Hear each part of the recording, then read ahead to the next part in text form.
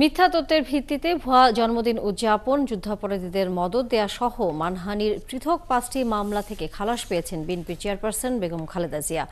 মঙ্গলবার ঢাকার additional chief metropolitan magistrate Mahbul হকের আদালত 4টি এবং additional chief metropolitan magistrate Tofazzal হোসেনের আদালত একটি মামলা খারিজ করে তাকে খালাসের আদেশ দেন। মঙ্গলবার এই মামলাগুলোর শুনানি ছিল। অপরদিকে নাইকো দুর্নীতি মামলার শুনানি ঠিক হয় আগামী 8 সেপ্টেম্বর। মহিম মিজানের প্রতিবেদন। 2016 সালের 30 আগস্ট ঢাকা সাংবাদিক ইউনিয়নের সাবেক যুগ্ম সাধারণ সম্পাদক গাজী জহিরুল ইসলাম ভুয়া জন্মদিন উদযাপনের অভিযোগে খালেদা জিয়ার বিরুদ্ধে মামলা করে।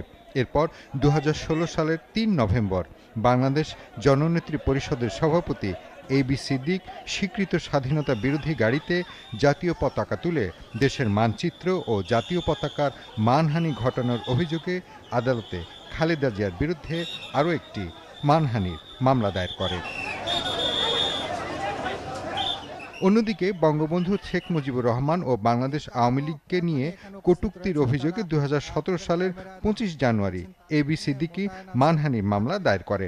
এছাড়া মুক্তিযুদ্ধে শহীদ ও শহীদ বুদ্ধিজীবীদের নিয়ে মানহানিকর মন্তব্যের অভিযোগে বিএনপি চেয়ারপারসন খালেদা জিয়ার বিরুদ্ধে 2016 সালের 5 জানুয়ারি এবি সিদ্দিকী আরও একটি মামলা দায়ের করে। 2016 সালের 3 নভেম্বর প্রয়াত সাবেক রাষ্ট্রপতি জিয়াউর রহমান ও বিএনপি চেয়ারপারসন খালেদা জিয়ার বিরুদ্ধে মানহানি ও হত্যার হুমকির অভিযোগে এবি সিদ্দিকী আরও একটি মামলা দায়ের করে। গত কয়েক বছর মামলাগুলোর শুনানিতে বাদী হাজির না হলেও আদালতে চলমান থাকে এসব মামলা। তাছাড়া কয়েক মামলার বাদী এবি সিদ্দিক 4 বছর আগেই মারা যায়। এ অবস্থায় খালেদা জিয়াকে মামলা থেকে খালাসের আবেদন করেন তার আইনজীবী। পরে আদালত বেগম খালেদা জিয়াকে মামলাগুলো থেকে খালাসের আদেশ দেন। আওয়ামী লীগের আমলে ম্যাডাম খালেদা জিয়ার বিরুদ্ধে কোনো মামলা করার জন্য কোনো স্যাংশনের প্রয়োজন হতো না। আমরা আদালতে যখন বলতাম তখন ওই সমস্ত স্যাংশন ব্যাকডেটে সরকার দিয়ে দিতেন। সরকারের পৃষ্ঠপোষকতা থাকতো, মামলা চলমান ছিল। আজকে দীর্ঘদিন পর আদালতের কাছে আমরা বিষয়টা লিখিতভাবে অবহিত করেছি।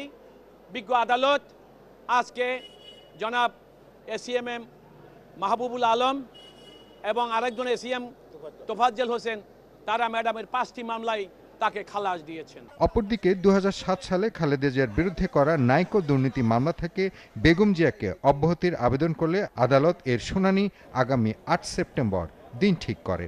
আমরা আজকে আদালতে বলেছিলাম যেহেতু মামলাটি সাক্ষ্য আসে নাই, রাষ্ট্রপক্ষ 3 তারিখ যেহেতু সাক্ষী আসে নাই, সেহেতু আমরা বলেছি মামলাটির যেহেতু কোনো মেরিট নাই, আমরা মামলাটি ক্লোজ চেয়েছিলাম, যে মামলার কার্যক্রম শেষ করার জন্য বলেছি কোর্টকে। কোর্ট বলেছে যদি সাক্ষী না আসে নেক্সট ডেট 8-9 তারিখে সাক্ষী না আসলে মামলার কার্যক্রম শেষ করে মামলা আর্গুমেন্টে চলে যাবে।